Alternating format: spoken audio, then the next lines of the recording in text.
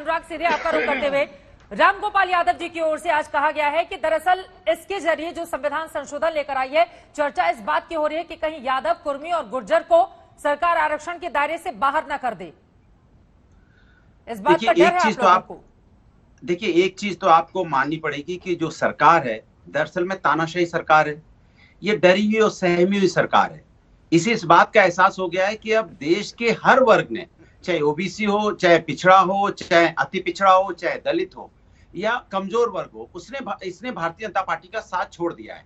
अब भारतीय जनता पार्टी को ऐसा लगने लगा है कि हम कौन सी ऐसी नीति अपनाएं जिससे हमें जनता का वोट मिले। अब जनता का वोट नहीं मिलना है तो देखिए इनके सत्ता के अंदर में इनके सुर बदले नजर आ रहे हैं। इनकी क्लैरिटी नहीं है, किसी से पूछ ले जाओ, ये खुद ये कंफ्यूज है, इन्हें पता नहीं चल रहा है मुझे करना क्या है। क्योंकि इनके कुछ सांसद कुछ कह रहे हैं, कुछ नेता कुछ कह रहे हैं। उन्होंने तो मना कर दिया कि जातिगत जनगणना नहीं होगी। आप लोग कहते रहिए, सरकार ने कह दिया नहीं होगी। एक तरफ सुन तो लीजिए, एक तरफ कहते हैं हम जनगणना नहीं कराएंगे, दूसरी तरफ कहते हैं जातिगत जनगणना आरक्षण होना चाहिए। आज आरएसएस के वो प्रमुख कह रहे हैं नहीं आरक्षण तब तक रहना चाहिए जब तक कि हम पे इक्वलिटी नहीं आ जाती। हाँ। तो आप एक तरफ मानते हैं कि अभी भी ओबीसी और अति पिछड़ा दलित अभी बहुत पीछे हैं, समाज में उनको न्याय नहीं मिल पाया है, समाज की दौड़ में शामिल नहीं है। तो यही तो हम चाहते हैं कि आप संख्या तो बताइए कि कितने लोग हैं, कौन लोग हैं जो अपनी, वही तो मैं पूछना चाहता हूँ। पूछना क्यों चाहते हैं आप? बताइए ना, आपकी भी सरकार रही है उत्तर प्रदेश में, इतनी लंबी चौड़ी लंबे समय तक शासन किया है, केंद्र में भी आप लोगों की हिस्सेदारी जमकर रही है, तो बताइए ना कि किसकी जिम्मेदारी थी? चित्रा जी, आप मेरी बात तो सुन लीजिए, आप कोई सरकार की तरफ से थोड़ रही है, मैं बोल रहा हूँ तो सुन लीजिए। नहीं, मैं कह रहा हूँ सवाल तो पूछूंगी ना। नहीं, आपने सवाल पूछ लिया, मैं जवाब दे रहा हूँ। भाषण देने के लिए, आप सुनने के लिए? नहीं, भाषण नहीं है। हाँ। ये सरकार की नियत पे सवाल है। ठीक है, तो ये बताइए ना कि यादव, कुर्मी, गुर्जर इनको सरकार आरक्षण के दायरे से बाहर कर देगी। रामगोपाल यादव जी की ओर से आज ये क्यों कहा गया?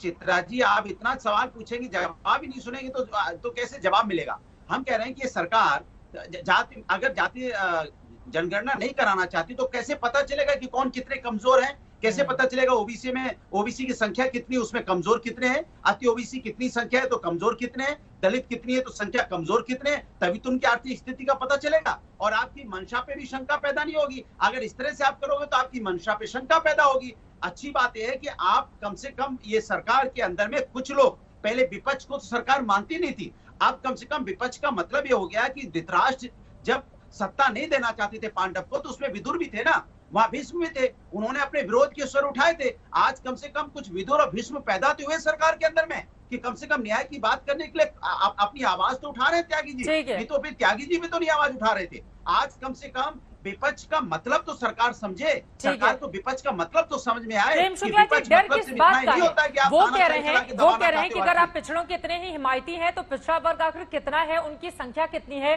सामाजिक आर्थिक तौर पर उनकी हिस्सेदारी है भी या फिर नहीं है, इसको लेकर आंकड़ा आप जारी कर दीजिए। और आंकड़ा तो सरकार के पास है ही ना, आप लोगों को तो पूरी जानकारी होगी। तो लोगों के देश के सामने रखने में किस बात का डर है सरकार को? हम जो है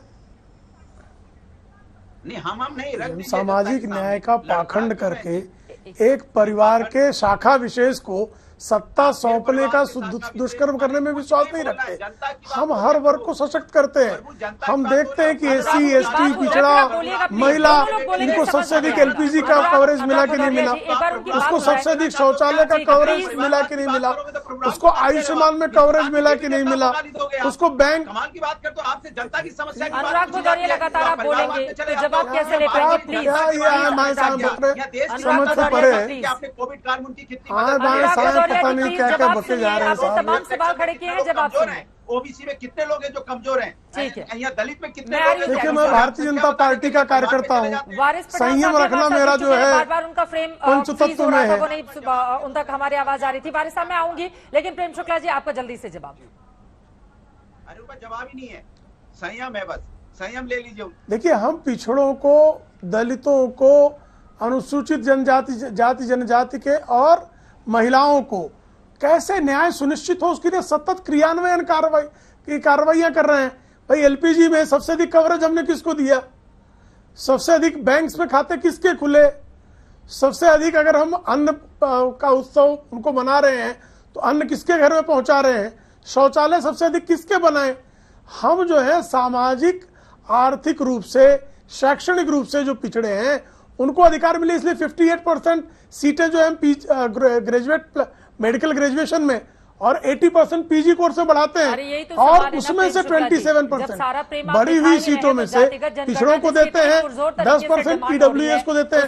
तो हम उनको सशक्त करना आवश्यक है, सशक्त करना आवश्यक है। विभाजनकारी कृतित्व से कोई सशक्त होगा इसकी गारंटी नहीं है, लेकिन उसको सशक्त करना ही हमारे लिए सुनिश्चित किया है और सतत हम सशक्त कर रहे हैं, सतत सशक्त कर रहे हैं।